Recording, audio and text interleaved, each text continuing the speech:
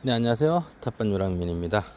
출근 전에 밭에 왔다가 잠깐 영상을 켰습니다. 예, 청벌레가 케일을 좋아하죠. 예, 제법 많이 파먹었고요. 괜찮은 잎들도 몇 개 보입니다. 네, 그리고 상추, 버터헤드 상추는 제법 많이 커졌습니다. 꽃처럼 이쁘네요. 이게 포기 상추로 수확을 한다 그래서 일단 그냥 방치 아닌 방치를 하고 있습니다. 얼마나 되는지. 저는 여기 상추밭에 밑거름을 하지 않았습니다. 그런 상태에서 웃거름도 하지 않았습니다. 그런데도 상추는 지금 한 6차례 정도 전체적인 수확을 했고요. 다시 또 이만큼 컸습니다. 상추는 계속 수확을 하면 계속 자랍니다. 이제 여기처럼 이렇게 밑에 먹으면 얘가 나무처럼 돼서 올라오죠. 나무처럼 목질화 되면 뭐 맛이 없지 않느냐?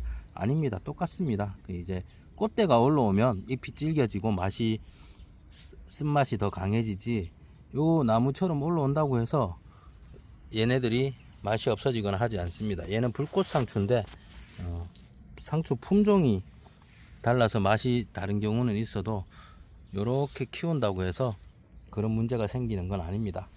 그리고 얘네들도 보면 이렇게 이제 땅에서 다 떨어졌죠. 땅하고 분리돼서 위로 올라오면서 수확이 되고 있습니다. 상추는 그런 식으로 하면 그 밑에 쪽에 비가 와서 밑에 잎이 여기 비닐에 달라붙어서 마른다거나, 해 떴을 때 마른다거나, 혹은 흙이 튀어서 뒷면이 많이 지저분해져서 못 먹는다거나, 그런 일은 잘 없어져요. 이제 땅에 있는 것보다 위쪽으로 올라오기 시작하면. 그리고 이제 거름을 안 했는데도 한 6차례 정도 뜯어 먹었어요. 근데 사실 상추를 크게 키우려고 하면 크게 키울 수도 있어요. 크게 키울 수 있는 방법은 거름 많이 넣는 방법과 수확을 늦추는 방법입니다. 수확을 늦추게 되면 잎이 커집니다. 사실상 제 밭에 이렇게 심어놓은 밭에서는 잎이 커지고 손바닥보다 커지게 키우려면 거름을 넣고 좀 방치를 하면 커지죠.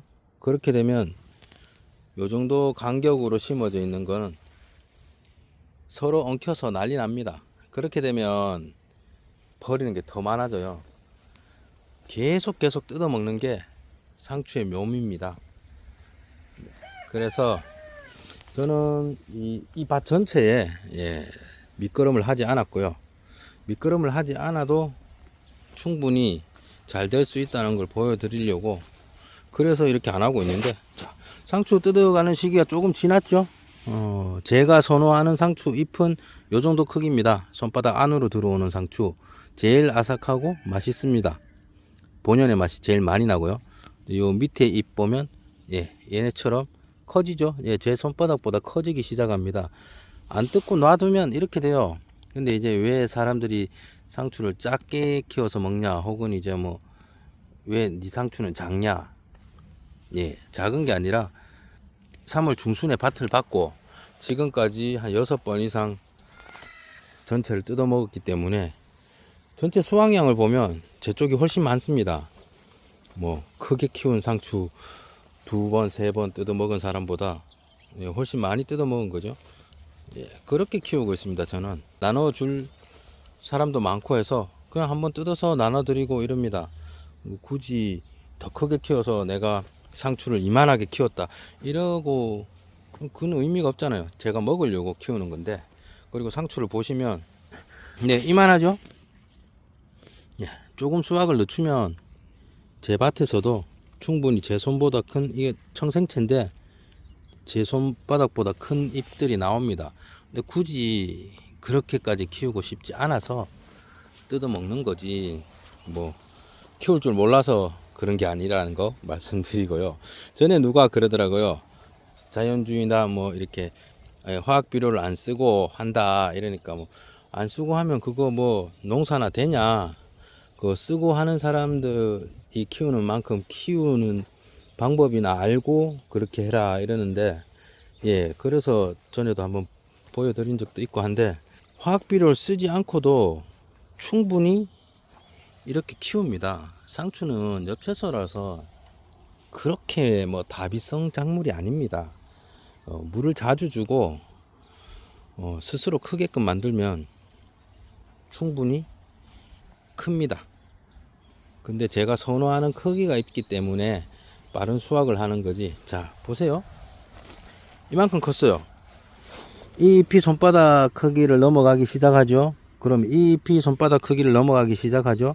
그럼 손바닥보다 더 크게 상추를 키워서 먹고 싶은 분은 이렇게 심으면 안 돼요. 더 띄워야 돼요.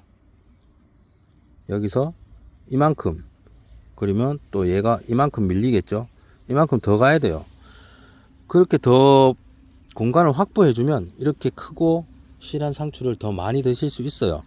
예. 그 이제 자기가 선호하는 거에 따라서 틀린 건데, 예, 저는 요 작은 텃밭에 효율적으로 하려고 요렇게 해놓은 거예요. 요런 상추도 더 맛있어요. 더 맛있고 의외로 관리도 편합니다. 자주 수확을 하니까 나눔도 많이 할 수 있고요. 그래서 저는 요 간격을 선호합니다. 요걸 따잖아요. 따고 나면 한 요만큼 남잖아요. 잎이 한 7장 정도 남게 다 밑에 걸 다 따잖아요. 그럼 여기랑 이만큼 공간이 남아요. 그러면 통풍도 잘 되고 이렇게까지 다시 크는데 더 빨리 커요. 그래서 공간이 확보가 중요한 건데 너무 좁게 심으면 좁게 심을수록 더 빨리 추려 먹어야 돼요. 더 작은 잎을. 그래서 자기가 선호하는 잎이 어느 정도 컸을 때 먹는 걸 나는 선호한다 하면 그걸 가지고 기준으로 상추의 포기 간격을 정하는 게 맞다고 생각합니다.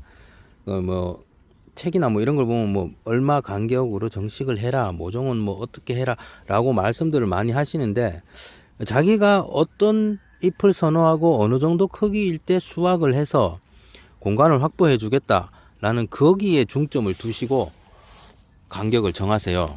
한번 오래 해보면 오래 해봤는데 너무 좁더라, 내가 가는 게 뭐 일주일에 한 번 가는데 이 잎과 이 잎이 만나서 서로 막 엉켜 있더라, 그러면 조금 더 벌려 주시고요. 제가 뭐 이틀에 한 번씩 갈 수 있다, 좀 가서 3일에 한 번씩이라도 추려 오겠다 라고 하시면 좁게 심으셔도 작은 잎을 드신다, 한 요 정도 크기 잎을 드신다 생각하면 뜯어 가시면 안 만나죠. 얘랑 다음에 한 3일 뒤에 왔을 때 얘랑 만나요. 그러면 또 뜯어갈 수 있잖아요.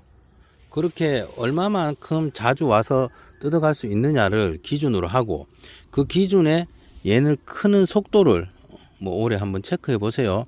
그러면 이 정도 기간 안에 이 정도까지 크더라, 그래서 나는 요 정도 간격으로 심겠다. 예, 요게 자기 텃밭이 발전하는 겁니다. 그냥 남들 다 똑같이 심을 만큼 똑같이 심어서 나는 그렇게 하겠다 하는 것보다 조금씩 발전해야죠.